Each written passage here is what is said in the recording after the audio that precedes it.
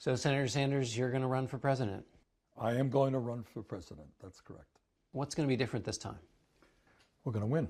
We are going to also launch what I think is unprecedented in modern American history, and that is a grassroots movement, John, to lay the groundwork for transforming the economic and political life of this country. That's what's different. And that's your theory, which is that without the groundswell, without the grassroots, you can't change the politics That's in Washington. exactly right. Look, John, somebody can come before you and say, look, I want to do A and I want to do B, and that's fine.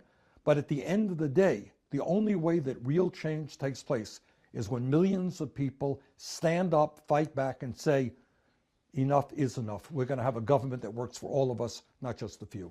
But bottom line for me is I think it is absolutely imperative that Donald Trump be defeated, because I think it is unacceptable and un-American, to be frank with you, that we have a president who is a pathological liar, and it gives me no pleasure to say that, but it's true.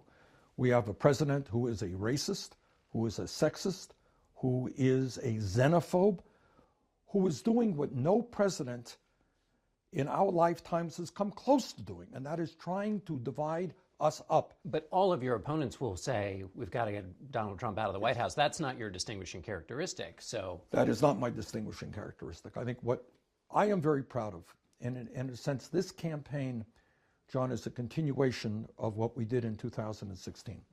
You will recall, you may recall, that in 2016, many of the ideas that I talked about, Medicare for all, raising the minimum wage to $15 an hour, making public colleges and universities tuition free. All of those ideas, people will say, oh, Bernie, they're so radical, they are extreme. The American people just won't accept those ideas. Well, you know what's happened in over 3 years? All of those ideas and many more are now part of the political mainstream. So you're saying the party came your way? Well, I don't want to say that. I think most people would say that. Is that your argument then against your competitors, which is, I was Medicare for all before Medicare for all was cool? I guess that's one way of looking at it, but it's no.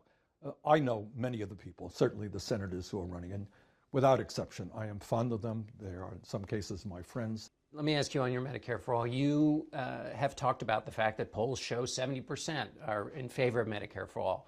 But that number drops to 37 if somebody hears private insurance is going to go away, which is what your plan offers. So I guess my question is, you're offering something that the polling shows people can get very spooked very quickly about. No, well, but that's because we're going to be taking on the insurance companies and the drug companies who are going to spend a whole lot of money distorting what we believe in. The bottom line is, the average middle-class family will save money, will spend less money on health care, will have more choice, and have broader coverage than is currently the case. The other challenge to your health care plan will be cost. People will say, my goodness, there's no way everybody's going to get covered, and John, some of the estimates that come out. No, I need you in the media to help us explain the truth. Yeah.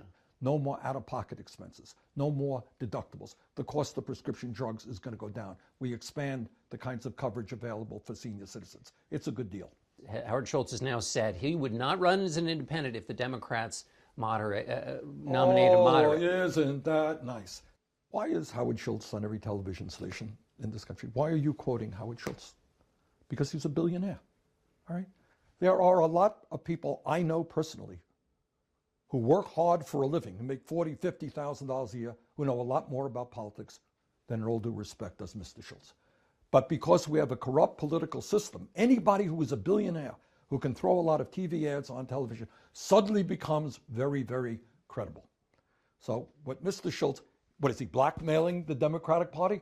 If you don't nominate Bernie Sanders, he's not going to run? Well, I don't think we should succumb to that kind of blackmail.